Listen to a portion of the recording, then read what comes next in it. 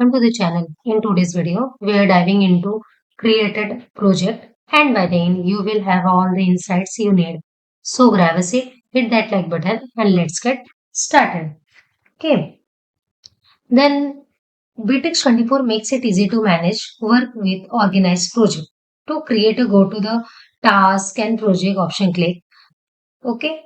Then section select to project tab and click on create project and new project option click, then next button click, then enter the project name any and add descriptions, then we theme also choose, you can choose any themes choose, then save button click, then project icon button any choose project icon button click, then extend parameters, then project icon in buttons in features like task, driver, list, market, mind map, knowledge base, calendar, chat, etc. Then next option button click.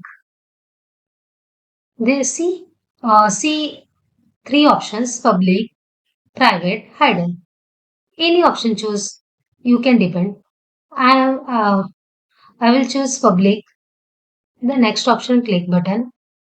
Then add members and set roles like owner, moderator.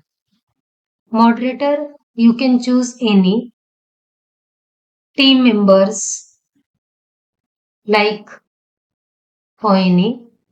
The next button option click.